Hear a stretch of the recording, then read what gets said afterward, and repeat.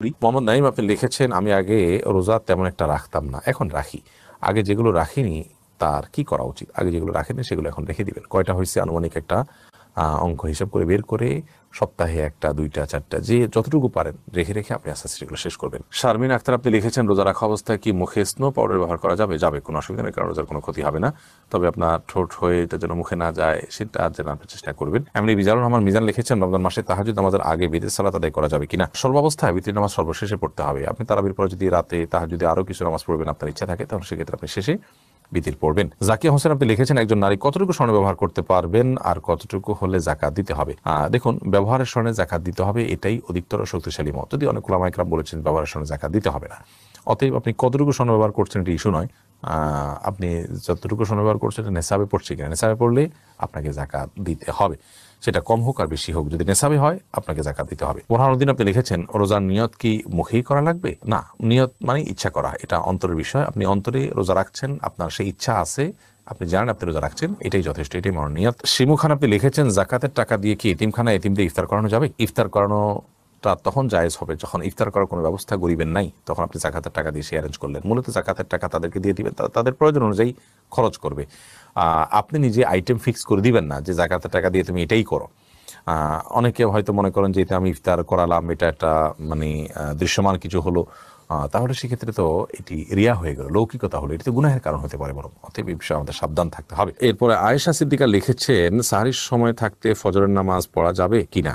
সাহরির সময় এখনো আছে, তখন ফজর নামাজ পড়তে পারবেন না। সাহরির সময় শেষ, তারপরে আপনি ফজর নামাজ পড়তে পারবেন, কারণ সাহরির সময় শেষ হওয়া মানেই হলো ফজরের ওয়াক্ত শুরু হওয়া। স্বাধীনী আইডি থেকে আপনি লিখেছেন, বিয়েতে পাওয়া স্বর্ণের কি যাকাত দিতে হবে? আপনি কোথায় পেয়েছেন এটা ইস্যু নয়, যদি আপনার কাছে 1 বছর থাকে এবং নেশাব পরিমাণ হয় আপনাকে যাকাত দিতে হবে। মিনি বয় করিম আপনি লিখেছেন, ফিতরা আদায়ের সঠিক নিয়ম জানতে চাই, সঠিক সময় জানতে চাই। ফিতরা আদায়ের সঠিক সময় হলো চাঁদ উঠেছে শাওয়াল মাসের, অর্থাৎ ঈদের চাঁদ উঠেছে তখন থেকে নিয়ে ঈদের নামাজের আগ পর্যন্ত, এই টাইমটার মধ্যে, রাতের মধ্যে, সকালের আগে আগে আপনি গরিবের কাছে পৌঁছাবেন। এটা হলো ফিতরা আদায়ের মূল টাইম। এই সময়ের মধ্যে এত অল্প সময়, শর্ট টাইমে ফিতরা আদায় করা যদি কঠিন হয় মনে হয়, তাহলে 2-1 দিন আগেও ফিতরা আদায় করাকে জায়েজ বলেছেন ফুকাহায়ে কেরাম। তবে কোন অবস্থাতেই ঈদের নামাজের পরে আদায় করলে সেটি জায়েজ হবে না, যেহেতু হাদিসে সুস্পষ্টভাবে এবারে বক্তব্য রয়েছেন। নবী সাল্লাল্লাহু আলাইহি ওয়াসাল্লাম বলেছেন, ফামান আদ্দাহা ক্বাবলা আল সালাহ, যে ব্যক্তি ঈদের নামাজের আগে ফিতরা আদায় করলো, ফাহিয়া মাকবুলাহ, তাহলে সেটি ফিতরা হিসেবে আল্লাহর কাছে গ্রহণযোগ্য হবে ইনশাআল্লাহ।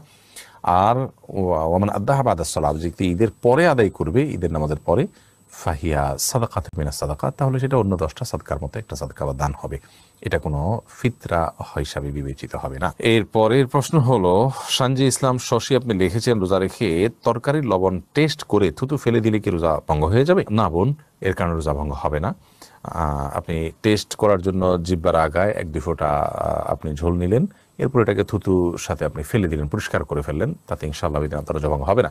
কিন্তু একান্ত প্রয়োজন না হলে এটা না করাটা ভালো। সাউদা উম্মে হাবিবা আইরিন আপনি লিখেছেন, জুমার দিন মহিলারা কয়টা বাজে জোহরের নামাজ পড়তে পারবে? জোহরের ওয়াক্ত হওয়ার পরে পড়তে পারবে। মসজিদে জুমার নামাজের জামাত হওয়ার পরে পড়তে হবে এমনটি অনেকে মনে করেন, অথচ এমনটি কোনো আবশ্যক নয়।